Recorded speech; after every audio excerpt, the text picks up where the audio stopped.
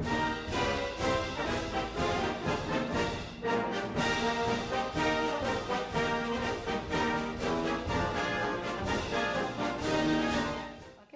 Today is Friday, July 19th, 2019. My name is Judy Herrera, and I'm in Camarillo, California. It is my honor and pleasure to interview Jerry Kochans on behalf of the Conejo Valley chapter of the Daughters of the American Revolution and Colonial Dames 17th Century for the Veterans History Project with the Library of Congress. This interview is being recorded by Ed Lynch from Advanta Videography and contains the reflections and memories of the veteran during his time in the Army. This is Jerry's. Okay. Jerry, Yes. you were the oldest of two sons born to Willard Kochans and Ann Moravec in Detroit, Michigan. By third grade, you'd moved out of town, and by eighth grade, you were in Center Line, Michigan. In a small school, there were 25 in your graduating class of 1957. You played basketball and baseball, but the highlight was second place in the cherry pie baking contest, foreshadowing your culinary skills. There were not a lot of job opportunities at this time. You did a year at Sault Ste. Marie, Michigan College of Mining and Technology. Do you want to pick up your story there? Well, that year, during the summertime, I was playing county baseball. Okay. I was catching, and somebody was coming home, and he tried to kick the ball out of my hand and cracked my ulna. Oh. So there were 6 to 8 weeks in a cast. So there went my summer job and making money to go to school. Okay. So I floated around, worked here and there, and after a few years, my uncle had an opportunity to open a franchise for home reader service in Phoenix, Arizona. Oh. Asked me to go with him, and so I worked with him for a year. My aunt couldn't stand the heat, so they decided not to stay, and I was offered the chance to take over the business, but I had no family there. Right. So I opted to come back to Michigan. Okay. And we worked together door to door. And when the wind's blowing and it's snowing and kind of rough door to door. And so I opted to start looking for work. Okay. Every place I went, almost the first question they asked was, what's your draft status? Oh. 1A. We'll call you. Oh. Well, after a month of that, I said, well, I'll go down and talk to the Army. I was thinking Navy, but that was 4 years, Oh. and I didn't want to do 4 years. It's a big commitment, yeah. So I wound up doing 24. So, but when I talked to the recruiter, and I forget when that was. That was like spring, February. 62. And so March and April of 62, I was off to Fort Knox. I thought I was going to get electronic training, but I wound up on a radar missile site. Okay. So there goes my electronics. So how was boot camp? What was Fort Knox like? Yeah. Well, it was basic training. You ran every place, or walked every place. And a couple times they asked some of the guys who had a license, and several guys raised their hand and they said, "Great, we got a wheelbarrow that you need to handle." Oh. So they handled that Georgia mule. So it was a basic training. I lost a little weight, Uh-huh. and So the food was so-so? well, yeah. When you're feeding a battalion-sized food service, there's no excuse for not having quality food. Mm. But How are your parents feeling about you being so far from home? Were you getting in touch with them? Or? when I was after basic, Yeah, well, we corresponded back and forth. We Okay. wrote, letters. and I went home on leave once or twice a year. Oh, okay. I think I went home one time. I went home one time at Christmas time, and most of the time it was in the summertime. Oh, okay. And one time, while I was there to get a little extra money, before I joined the military, I'd worked in a canning factory, which was seasonal, cherries and apples. So you worked a month in the summertime and a month or so in the fall, fall to winter. So I worked 2 weeks there and picked up a little extra money and back off to Van Nuys, California. Okay, so that's where they sent you. That's where I was stationed for 3 years, except for basic. Okay. So what And, did you and do 2 there? weeks, 2 weeks at Fort MacArthur for what they called LA Defense School. They taught you a little bit about the equipment and what it did and what the responsibilities were. Okay, And so- also they trained us on driving the Jeep trucks. So I got a military license. okay. So tell us a little bit about the electronics and what you did at Van Nuys. Well, basically, I was what they call a computer operator with very little electronics. I did some tests on the equipment, but as far as fixing anything or knowing electronics, I didn't. Basically, the computer, what it does is the acquisition radar sends the track after they find it to the tracking radar.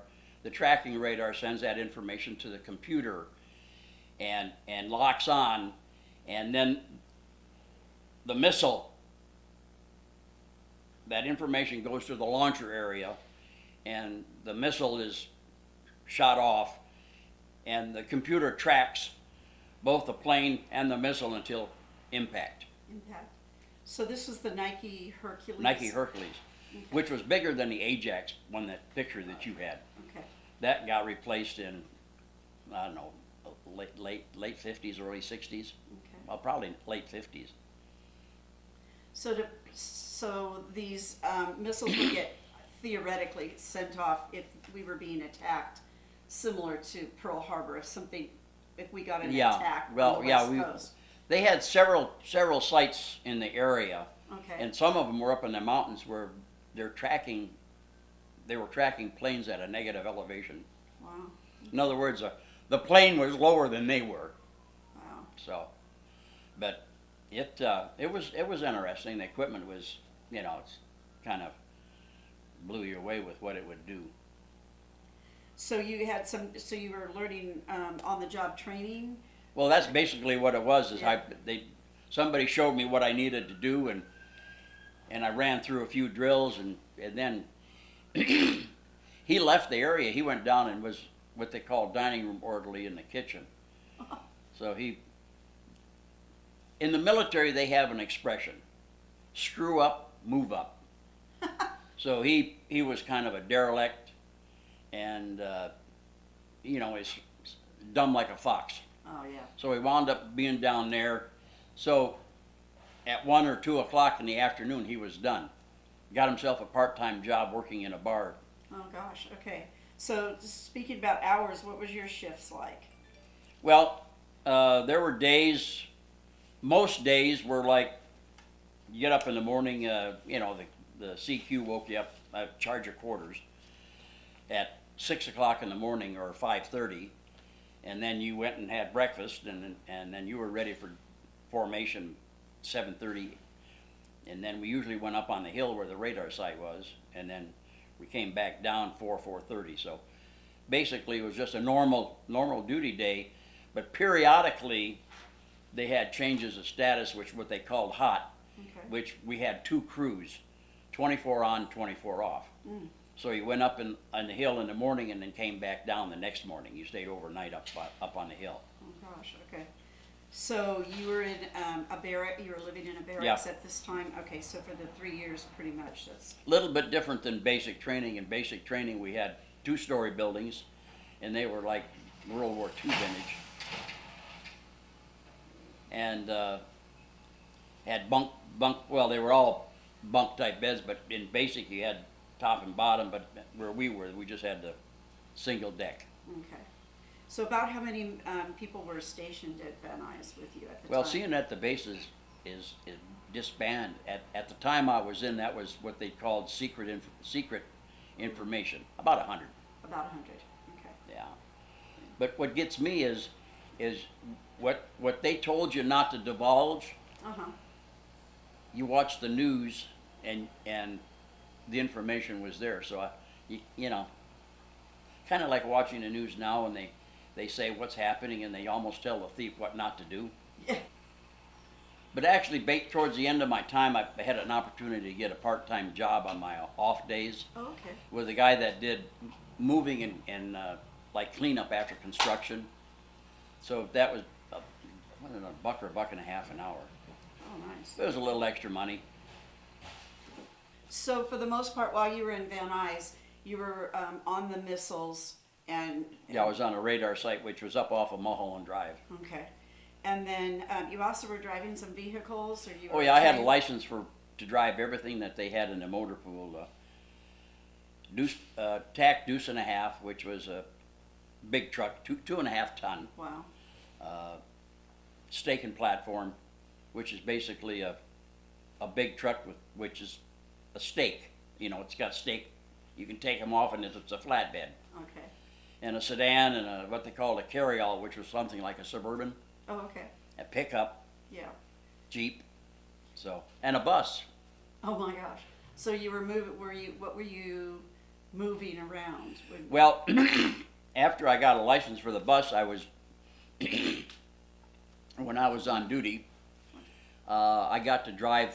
I go down to the motor pool early and get a vehicle and check it out, and then go back to the area and everybody loaded up, and then we went up on the hill, Okay. and then I would sign the vehicle. Well, I would sign the vehicle. No, actually, we were going up, and then we just stayed there, and then I get to drive everybody back down, and then I got to go to the motor pool and clean it up after everybody was done for the day. Okay. Yes. Fuel and clean. Nice. So, in your spare time, what were some of the activities that you did? Well, we had a softball team, Okay. fast pitch softball team. I played for that, which was was nice. You got a little camaraderie between the guys that you played with, and it was mostly between units in the battalion. But now and again, we played a inter-city league. Oh, okay. Good. And you had you made friends with some people. Well, a guy ran around a lot with a guy from Chicago. Okay. We kind of had the same principle on things. We used to get a kick out of everybody. They'd do their laundry and then come back from the washer. We had a washer and dryer in the latrine. Uh-huh. And they would take their laundry bag and just dump it upside down in their footlocker, close the footlocker, and then when it came time for an inspection, they were spending a lot of time getting ready.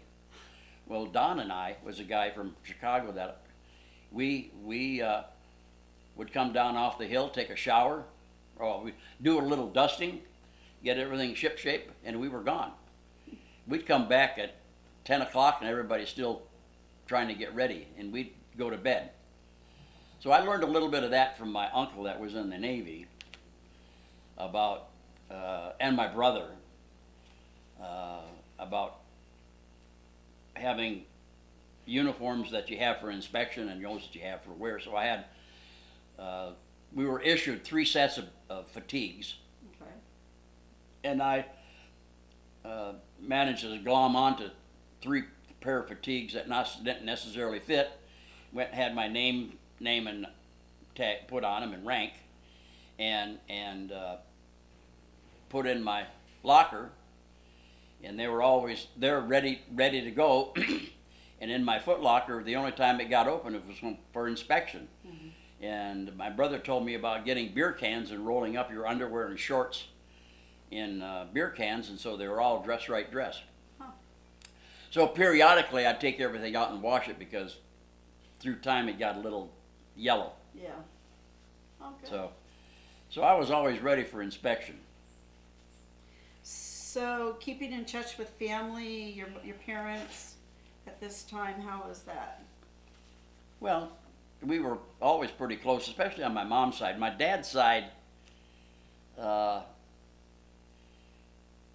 didn't have that much contact with my dad's side of my family. My grandfather died when I was 3 or 4 years old, Oh, okay. and the great grandfather died shortly after that. So we didn't really have much contact with them. I vaguely remember my dad's mother, and his brothers. I think we had limited contact with his brothers and sisters. So were you a letter writer or a phone caller or? Well, Mom and Dad, when my brother and I were growing up on the farm, had no phone. Ooh, okay. Somewhere between the time that my brother and I left in the military, I don't know how much after Mom and Dad decided to get a phone. It was a party line. Oh yeah. and I don't know if you remember those. It seemed like every time you wanted to use a phone, your neighbor was on it. But we wrote. Mom would write, and I'd write back in a week or so, and she seemed like she responded faster than I did, but that's mothers. Right. And then, like I say, I went home once or twice a year. Good. So you got to visit. And then they when I got out, just shortly before I got out, they drove to California, and I guess they thought I was going to drive back home with them. But in between time, I had met a girl. Oops. And things were serious. We wound up getting married, and Susan and my mother never did get along. Oh, wow. And so you want to talk a little bit about rank, because you were in for 3 years. So how did the? well, the time I was in, naturally, they had what they called, when you first join, you're in private E1, which is nothing, Okay. and then you E2, which is just a small pay increase, Okay. no rank or anything. Okay. And then you made PFC, which was E3, so you had a stripe. Okay.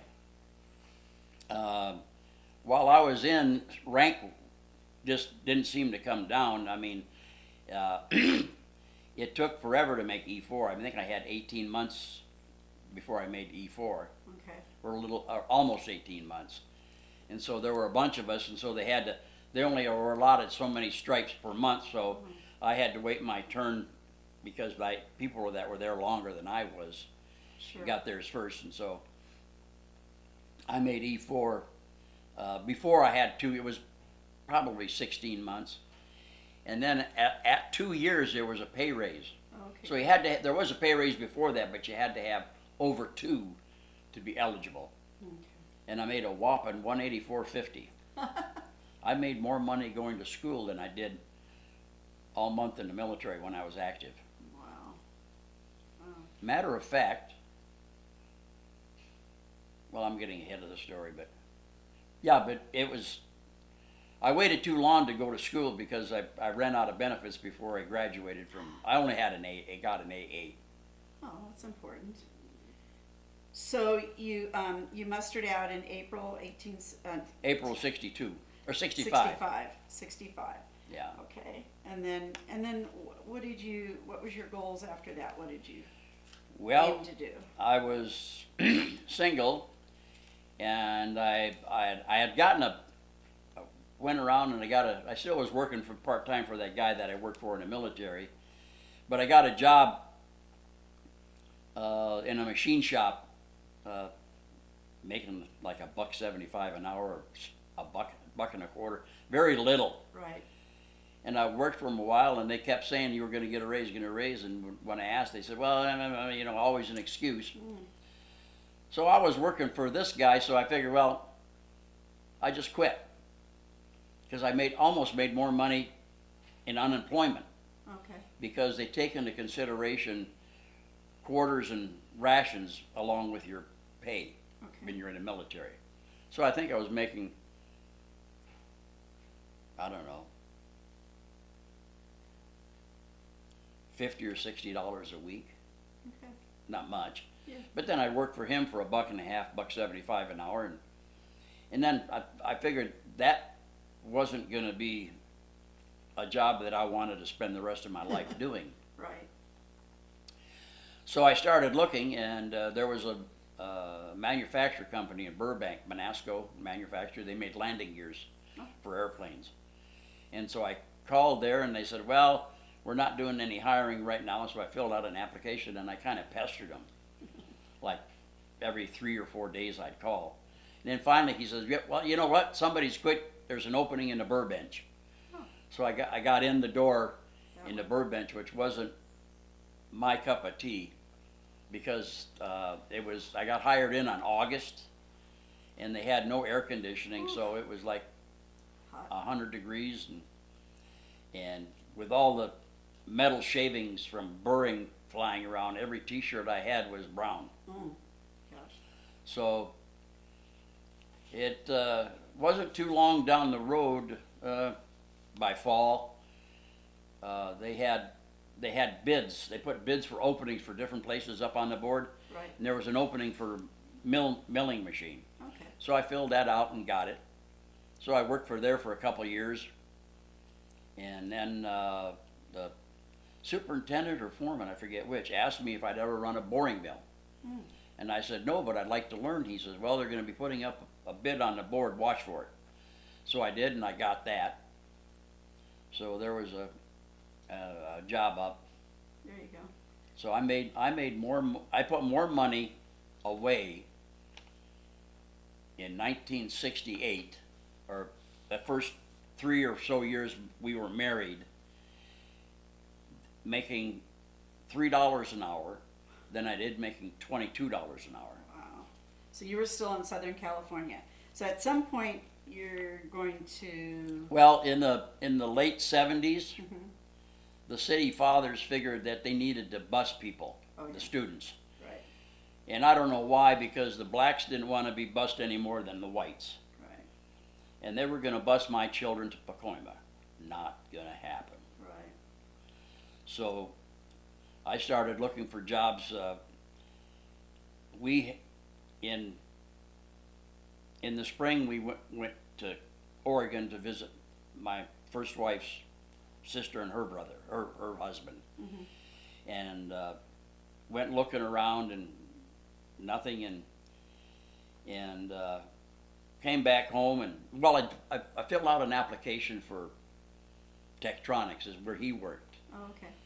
And then a few weeks later, or a month later, they called and said they wanted to see me. So we went up there, and by this time it's end of July, August. And I went to Tektronix, and they couldn't find my application.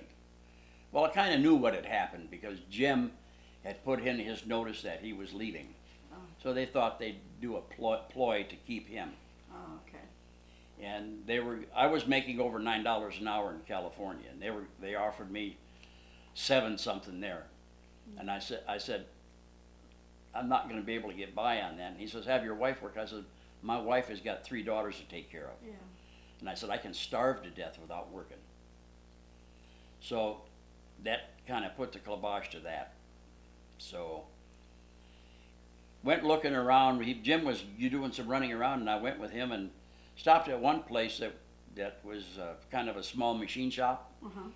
Told him what I had done, and he said, well, you're overqualified for here. We can get some dummy off the street to do what we need done. He said, why don't you go to Boeing? Uh-huh. I didn't know Boeing had a plant up there. It was in Troutdale. Okay. So I called him, because we were getting ready to head home, and asked him if they'd send me, and asked him if they were doing any hiring. He said, yeah, we're hiring mill operators. And I said, well, I'd run a mill. And he sent an application home, and I filled it out and mailed it back up. And either that Friday or the next Friday, I got a call. Wow. He had called, so I called him back. Okay, so we were about to get hired by Boeing. So in September, late September, Boeing had called me, and we set up an appointment where I needed to go up there for orientation. So I went up there and had my orientation, and 2 or 3 days later, I think that was towards the end of the week, and then Monday, I started working for Boeing on second shift in the mill department. Right.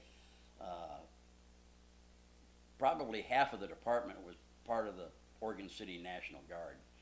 And after a while talking to people, I got caught at a weak moment and went down there with one of the guys, and they have they're with him, met him down there and talked to him,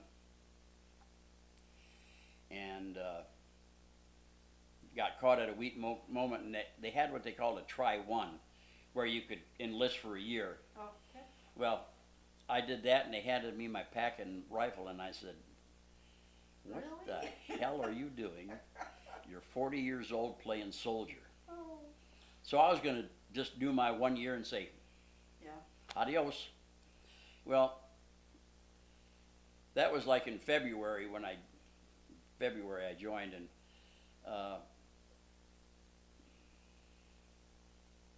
somewhere in May or June, we were had a field exercise, and we were at Camp Rylea, and we were going through overbrush, underbrush, and nothing happened. I'm walking. They called it off because some of the guys were whistlers and getting hurt, and so they called it off, and they were going to spend the night in the gym. Okay. So I'm walking across the gym floor, and I stepped down wrong and popped my knee. Oh. So it's nothing serious. It just, and then the next drill after that, they were going to Fort Lewis to jump out of choppers to get ready for annual training. Oh, no. And I said, if all I got to do is just step out wrong, and I've really popped my knee, and might be in a cast, miss work and everything. So I volunteered for KP. Okay. So I could see something happening there, and they liked what I did, because I shipped right in and helped to prepare the meal and everything. Because I watched my mom and been around my mom cook and helped her, and she did a lot of canning. So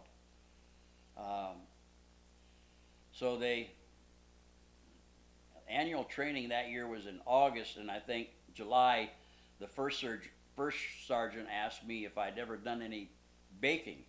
I said, yes, I've done a lot of baking, but never on field equipment. Okay. So that was an experience. Yes. So I did annual training. It was supposed to be what they called night baker, bake at night, but I just did what I needed to do for the baking during the day and help prepare whatever they needed for a meal at the same time. And so things went good. And then they had a school that was, I don't know, 3 or 6 months long, was kind of on the job training. What we did is there was a school that was run at the Camp Withicum, which was the Oregon Military Academy, for the cadets that were learning to be ossifers. Oh, okay. And I told a couple of them, I said, you guys must want to be officers pretty bad to get treated like dirt. I mean, they did. They came into the dining facility. None of them could sit down until all four were ready to sit down, and then they sit down. They couldn't put their backs up against the chair, because periodically they come around to do the fist thing and make sure you weren't leaned up against the back of the chair. And then they treated them worse. They were treated worse than I was at basic. Wow. Yeah, really. So that did that, and So what was night bake? So what would you be baking when they well, wanted you to basically whatever was on the menu.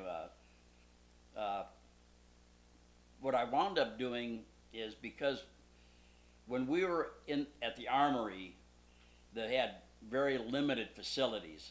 Okay. Because they were trying to prepare a meal, and if I tried to do baking, so what I did is I wound up doing my baking at home. Oh. I baked at home and then brought either cookies or cake. I would take home the pans and bake probably at least 2 sheet pans of cakes, more cookies. A couple times we had a lot of zucchini, so I made zucchini bread and made cupcakes out of them, and that went over well. So whatever they needed, and then it was either I came in a little later or went home a little earlier, whatever the case was. Okay. So at the military academy, when you're talking about those wannabe officers, about how many were you trying to feed at that time? About? I think there was about 50 there. There was, but actually along with that is they had some. They had a program. I forget what they called it. It was kind of a try a couple drills to see if you want to be person. Mm-hmm. So they were along with that. It was anywhere between. At the end of that, what happened? You had. Well, I saw that I'd like being in the mess section, food service, and I made rank. I was now a Sergeant E5. Nice. They did that, and they had a bonus for enlisting for 6 years. You got, I think it was $1,800. Oh, nice. You got, I think it was $900 up front, and then so much a month for the remainder of the 6 years. Okay. So I did that, and then I enlisted for 6 years, Okay. and stayed there at in Oregon City for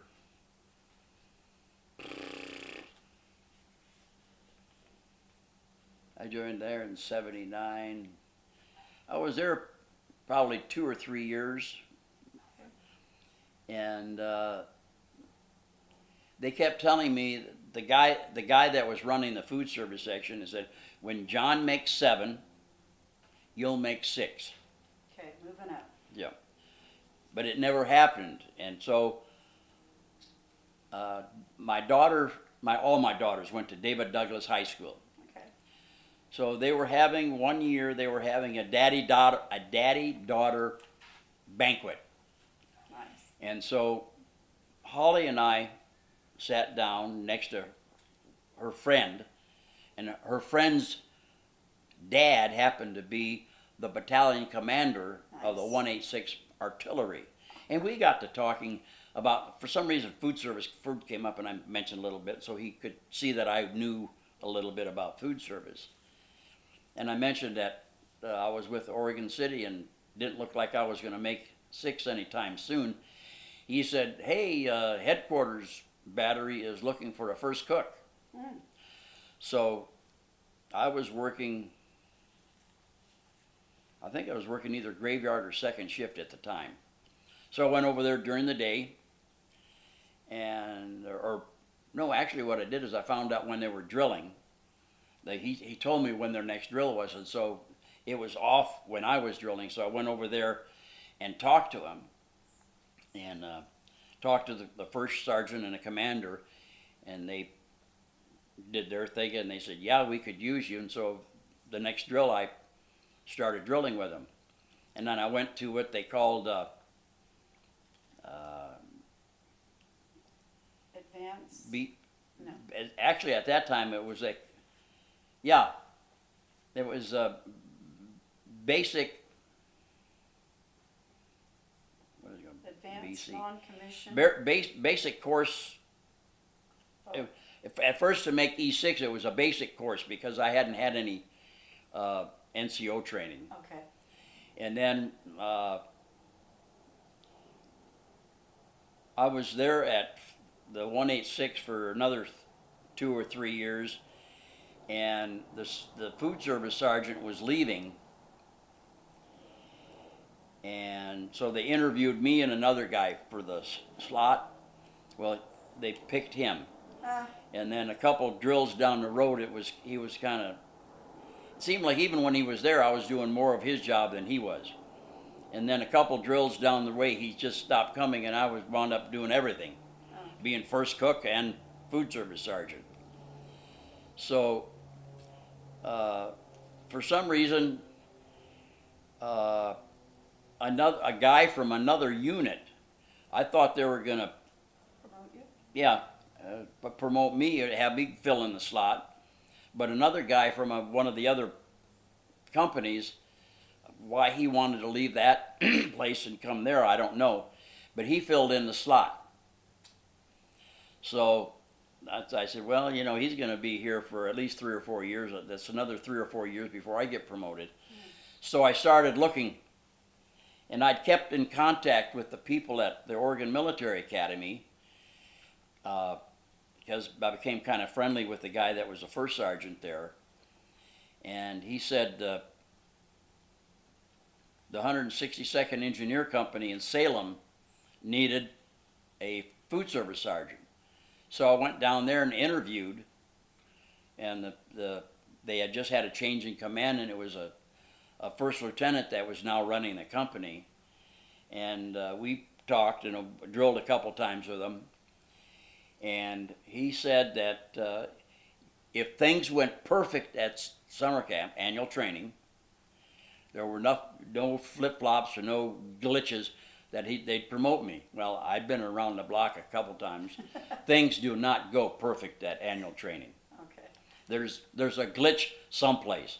You know, somebody throws a wrench into the wheel somewhere along the line. You have trouble with the equipment, you're late for it, whatever. And so after annual training, I looked for another place. And at that time, Oregon Military Academy was looking for a food service sergeant. So I kind of slid in there, had to go to a sanitation course in Utah before they would promote me. Okay. In between that time, I went to what they called ANOC, which is Advanced NCO School. Okay. And What did you do? What did you learn there? it was basically nothing to do with food service. Oh, okay. It was just NCO stuff. Military. Basically being harassed. Oh. You know, they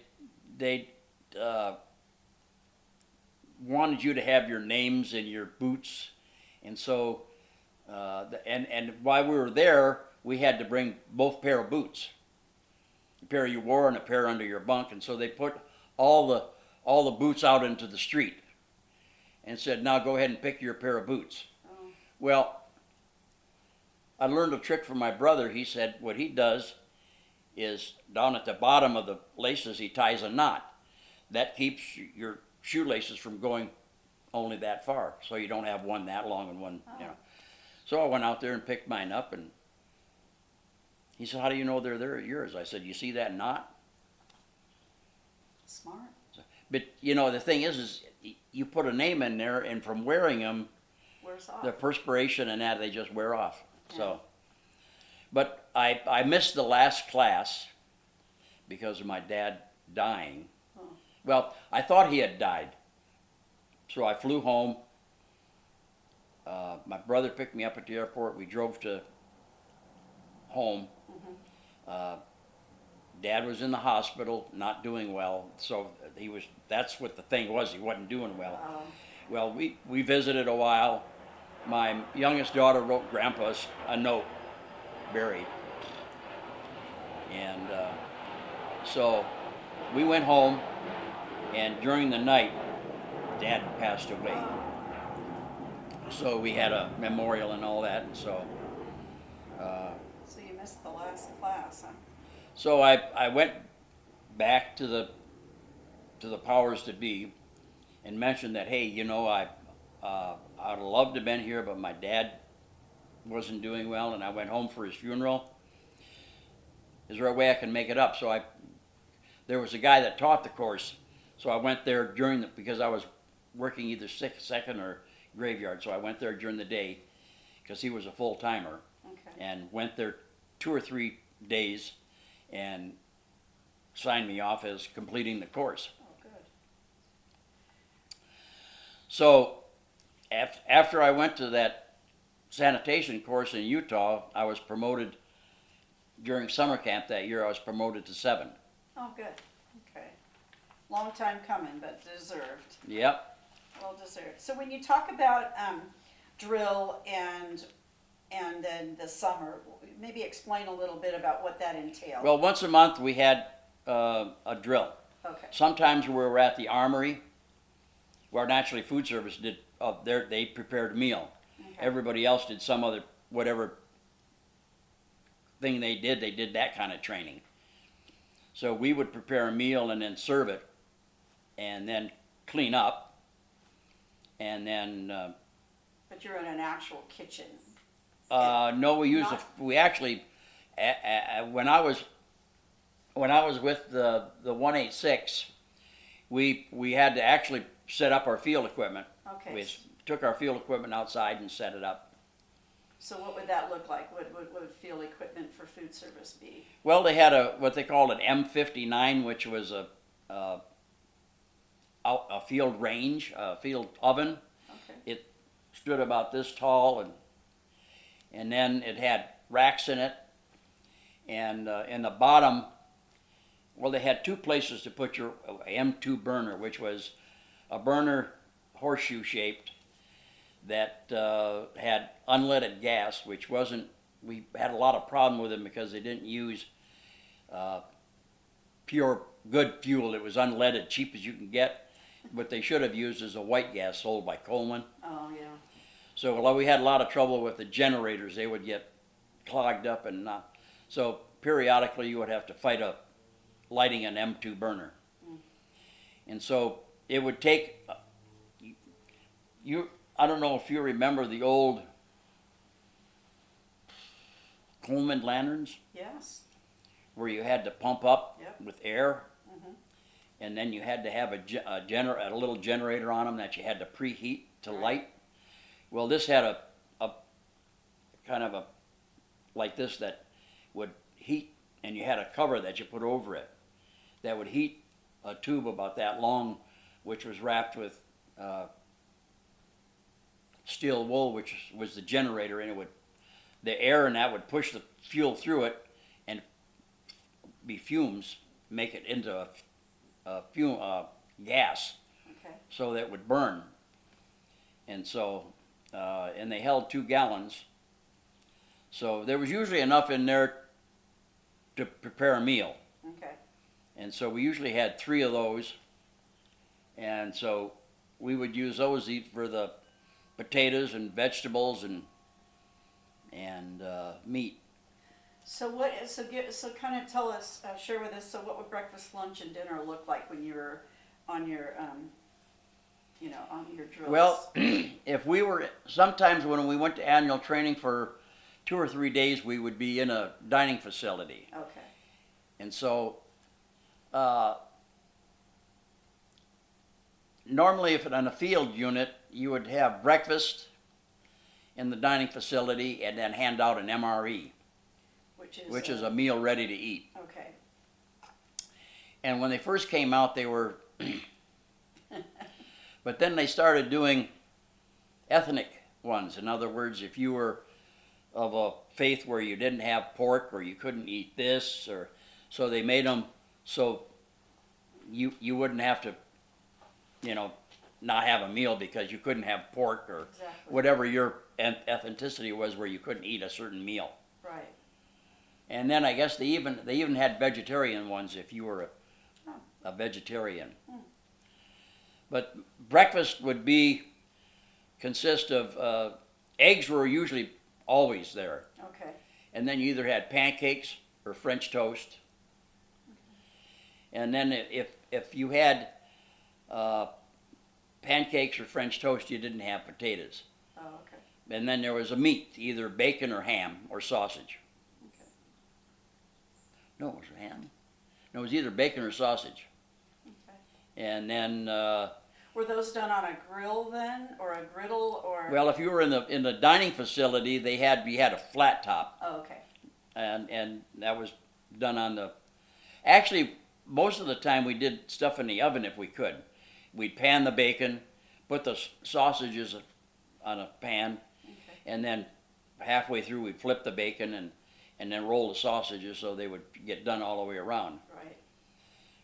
Were the eggs fresh eggs or powdered eggs? Or? Well, we used mostly fresh eggs. Oh.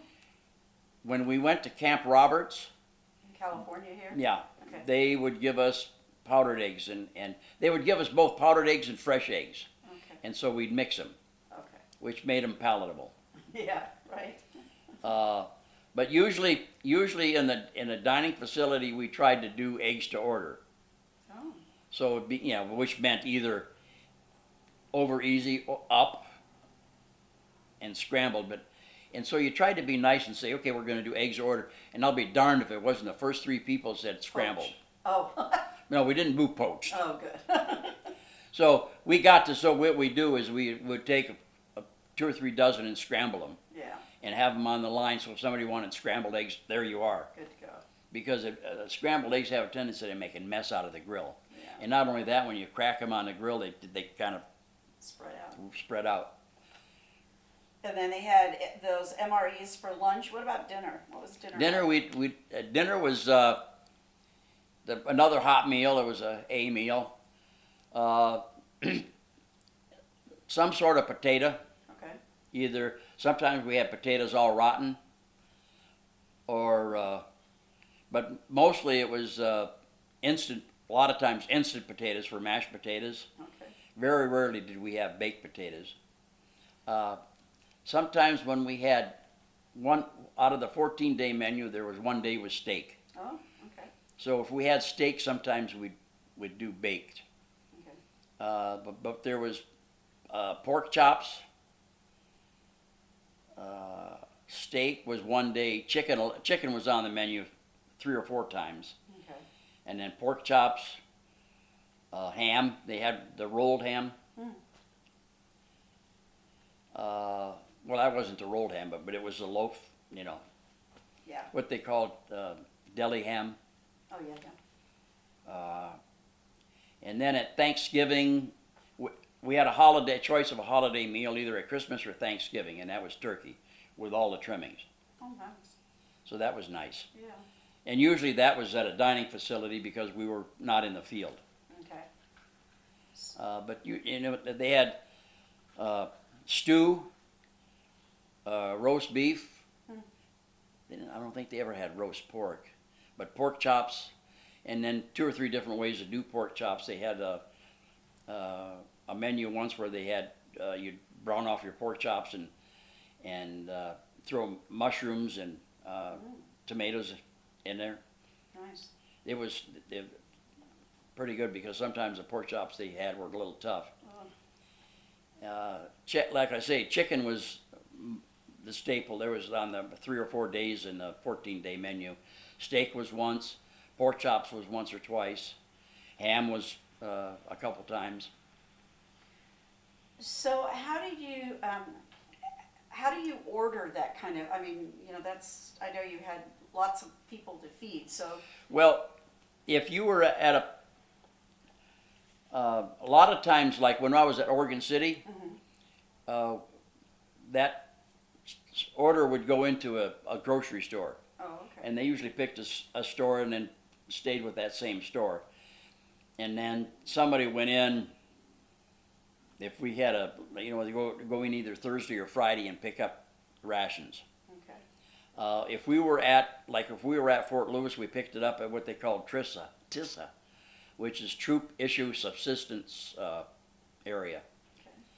And there it would be just like a great big warehouse where they had frozen, fresh, canned, and produce, which was fresh, and fruit. So. How would you know how much to order? Or Well, we had a menu, a 14-day menu, Okay. and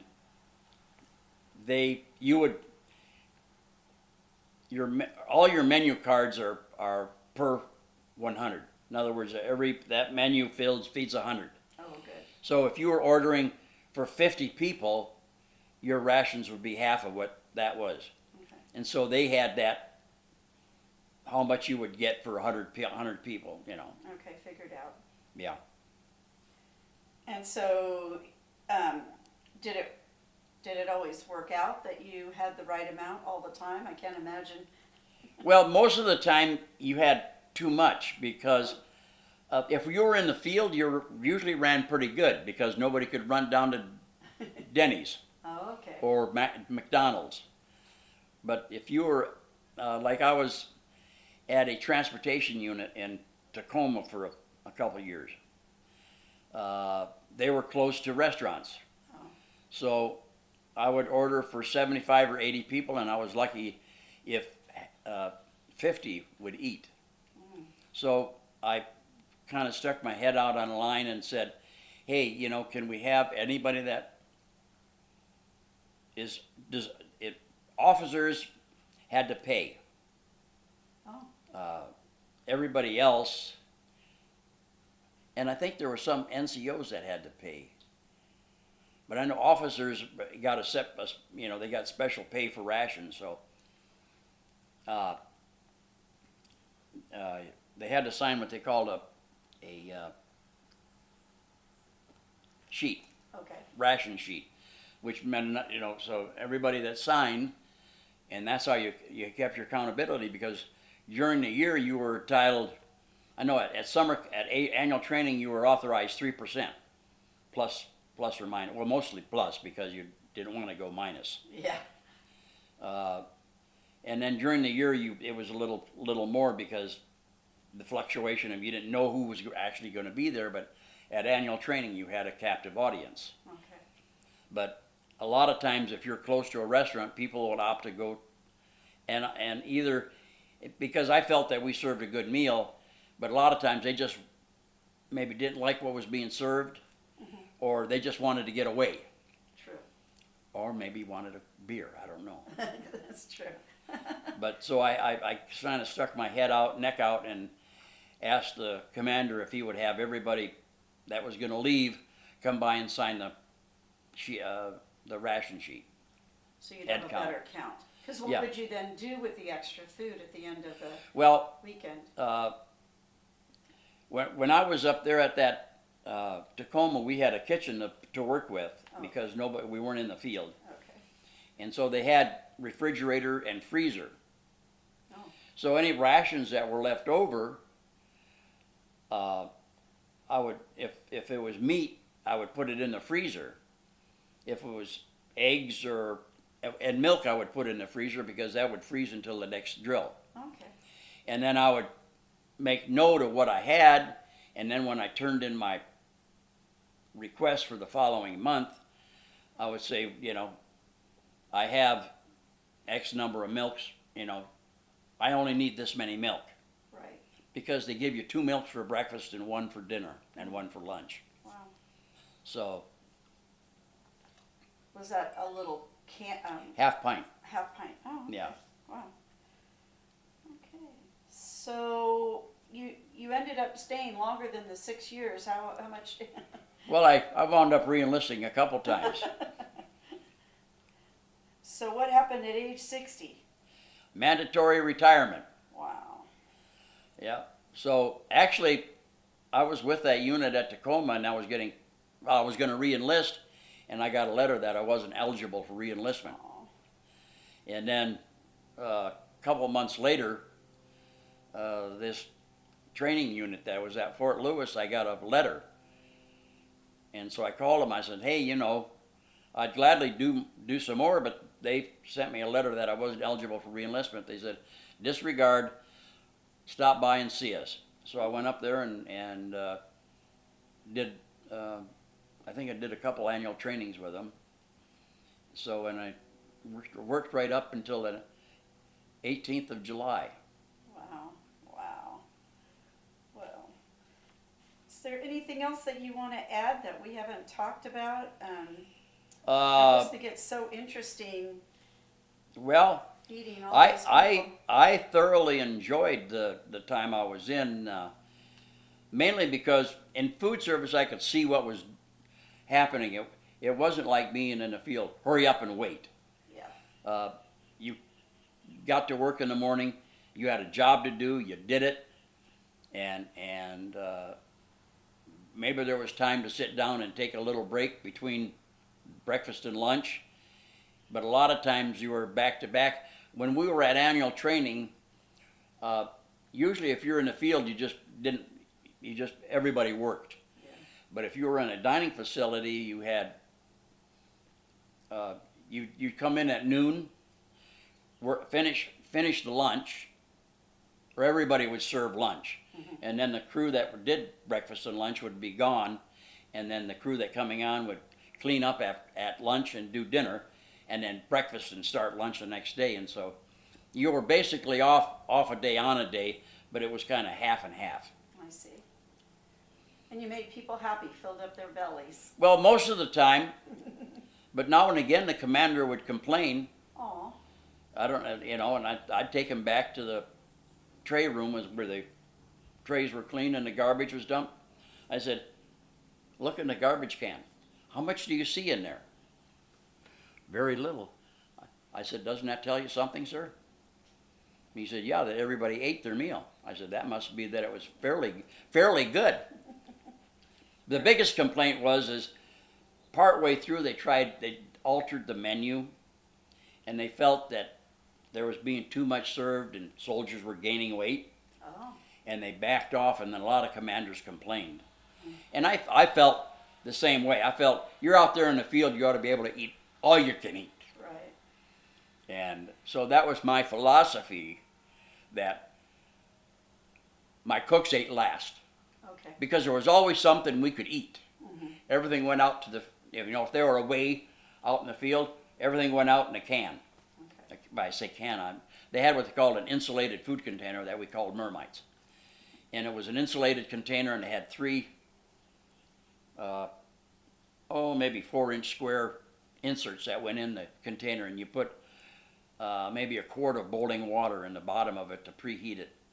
And that would keep stuff hot for about 2 hours.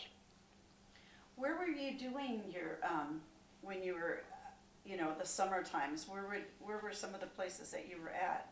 Well, we did some summer camps at Camp Rylea. Oh, yeah. That was on the Oregon coast, Okay. seaside. Okay. When I was with the artillery unit, Fort Lewis, Oh, yeah, Yakima, Washington, and yeah. Camp Roberts, And California. because there's Okay. only so many places you can fire one of those big guns. Oh, true. When I was with the artillery unit, the infantry unit, we did Fort Lewis, Yakima, Camp Rylea, and then the transportation unit I was with in Tacoma, the first year I was there, we went to Trail Canada, Oh, my God. which was interesting. Huh. Wow, I didn't know that we went up to Canada. Were you with Canadian troops? Well, they did or- it was a Okay. dual training, because that was a unit that built bridges. Oh. And so they were close to a river, So and they told us not to fish in that river because it wasn't that sanitary, Oh. because they threw a lot of in it. Oh. So they could practice. But it was a warm summer. Okay. The last night we were there, you had to kick ice off of the water in the morning. Oh, my.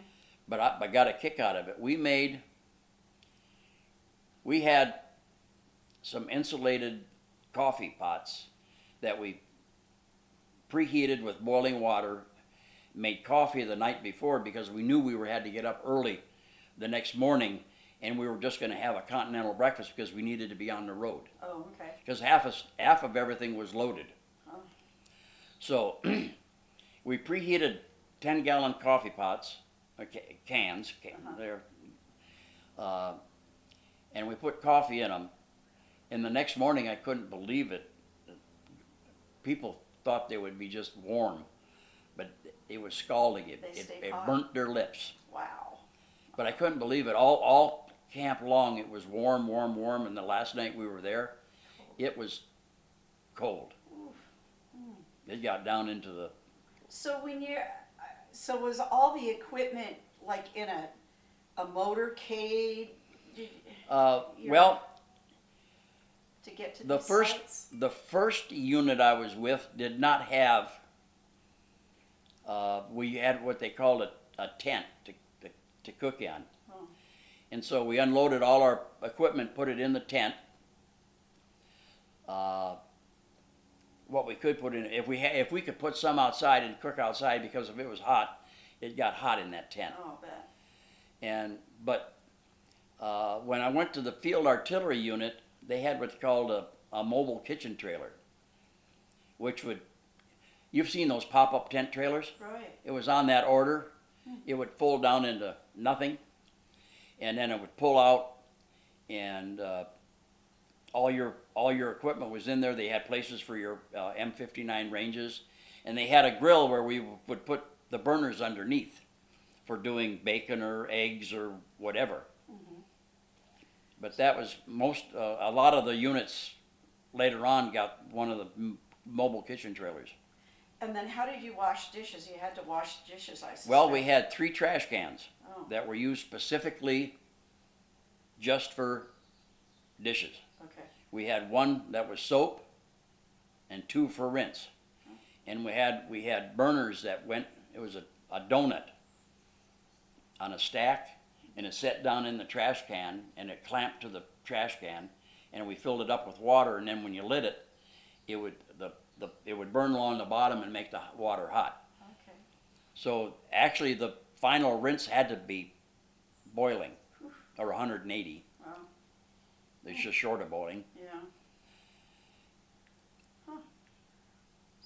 So what overall, looking back at your 24 years, what was the impact of your military life on your civilian life?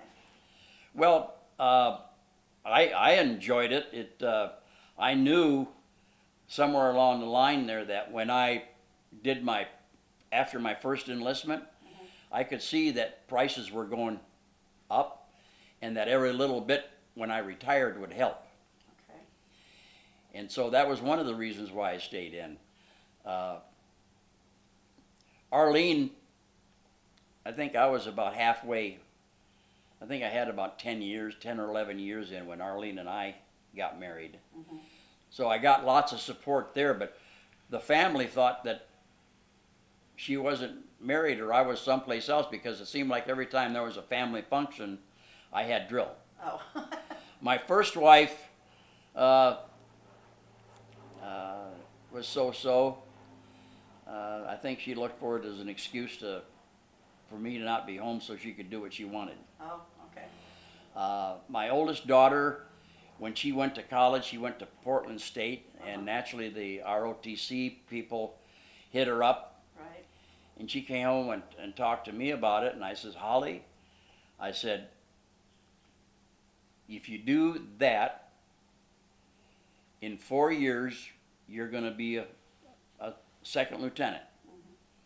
And in 12 to 18 months, you're going to be a second lieutenant. And by our first lieutenant. And by the time your 4 years is done, you will be a captain. Or almost a captain, because I know you got something on the ball. And I said, not only that, you want to learn languages, because she wanted to do foreign business or something like that. Okay. But to really do that, you almost need to go to France or Paris or wherever to Live learn somewhere. Right. a language. Right. And we couldn't afford that. So I said, they'll teach you a language. Yep. They'll pay for your education, because they would have given her $100 a month, paid for her books and tuition, and given her $100 a month. And that would have been 2 weeks during the summertime and then a weekend. Right. Or whatever. I don't know how it went, but her mother drastically shot it down. Oh, okay. I says, Holly, make a list. Things that go your way, ask these questions. If they're what you want to hear, they go here. If it's not what you want to hear, it's here. If you got more here than here, you have a decision to make. If there's more don'ts than do's, then that's no decision. Yeah. But she didn't do it. Okay. But you had a good experience. Yeah, I enjoyed it. Very nice. I got a little send off when I had a little party at one of the people's homes, and they gave me a 5-gallon can that we use for beverages. Oh, very nice. And then you were, because you served that long, you also have benefits, you have your medical benefits. And Well, actually, the monthly check is just frosting on the cake. The thing is I can go to any military installation, and if they have a medication that I have a prescription for, it's no cost. Otherwise, I go through scripts, okay. which is drastically reduced. I think for a 90-day supply of my blood pressure medicine, it was $7, where elsewhere would probably be maybe $50 to $100. I don't know.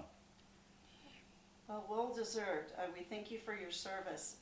But yeah, it was great. The only I wanted to stay in because you kind of miss the camaraderie that people that, because I was at several different units, and then when you run into people that were in one of the other units that you were in, it's old home week. Right. Thank you. Thank you, sir. It's amazing. Yeah, You know, it's a great story because you don't hear it that often. Stories, and you weren't in conflict, but you served your country, Yeah, and that's the way I looked at it. I was Absolutely. grateful not to have to go to combat. the guys who needed food were grateful that you Oh were yeah, there because doing there was the job. one AT when the guys were out in the field, and they were having problems. It was a joint thing with the Marines, and there were some conflicts there, and the weather was bad, and so I made donuts, and I had one of those old, not a nice Cutters? one, but one of the little handle on it. Oh, I gosh. had blisters, Oh, so I made I don't know how many dozen donuts, Yeah. and powdered them and sent them out to the field, and the commander said, boy, it just cheered everybody up. oh. Yeah. Yeah. It's So- always been true. It's Army- nice when somebody says, hey, hell of a job. Yeah, and an army runs on its stomach. Oh yeah. True.